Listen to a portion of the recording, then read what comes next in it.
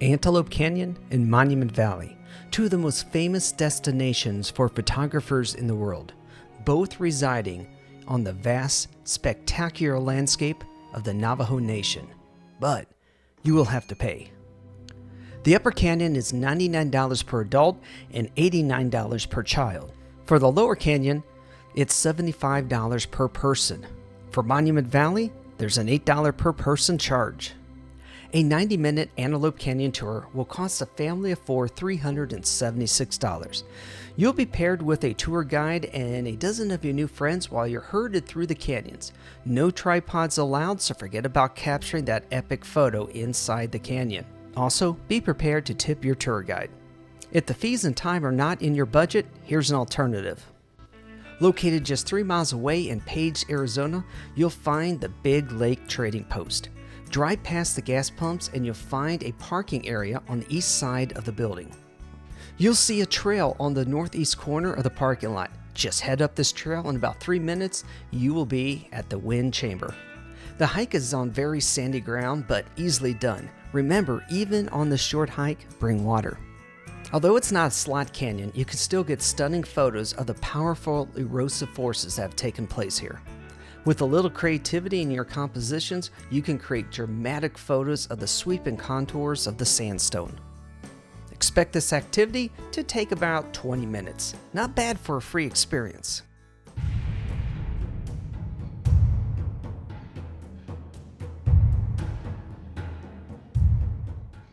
Monument Valley is epic. There's no question about it. I've had the good fortune to visit this vast and classic American Southwest location in both the summer and winter. For a family of four, expect to pay $32 just for the entrance fee.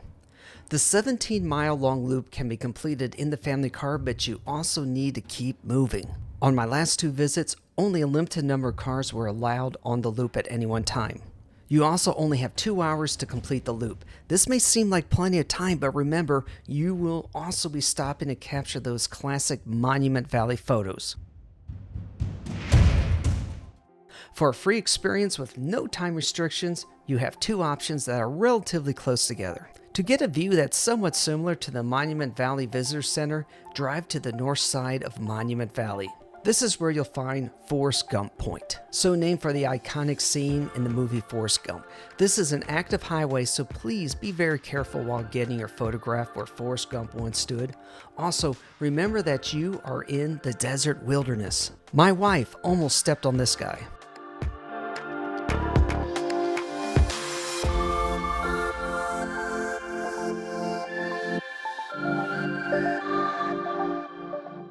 This road faces west and is a great location for both morning and evening golden hours for the more serious photographers who are watching. Since the scenic drive through Monument Valley is very popular, continue driving along US 163 and you will arrive at the entrance to Valley of the Gods.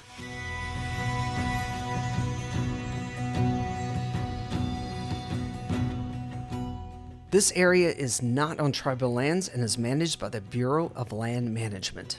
This 17-mile loop is mostly passable by the family car. The last few miles would be best done in a high-clearance vehicle. I'm also going to recommend that you do not attempt this drive if the road is wet. Think of lots of mud that is slippery as oil. Here there are no fees. You can camp at any of the numerous pull-offs, and drones are allowed.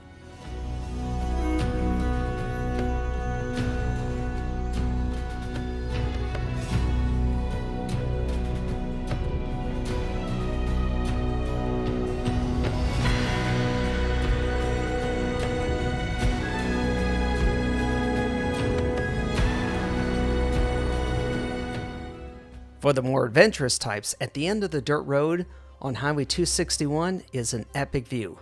Make a right and you are on Trail of the Ancient Scenic Backway, and on your way up, the Moki Dugway.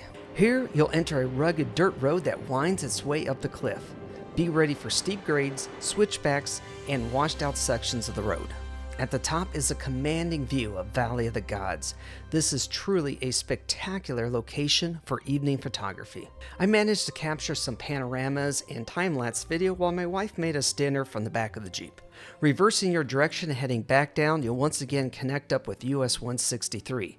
Now, here is a bonus-free, family-friendly experience.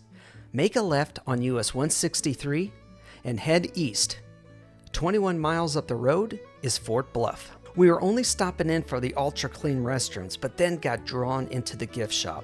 After talking with some of the volunteers, we decided to explore the fort. This clean and well-preserved area had a lot of activities to enjoy. There was a Finding the Hat challenge for the little ones, and depending on how many they found, they got a reward. We panned for gold, explored native houses, and attempted to lasso a cow. As you can see, my technique needs a little work.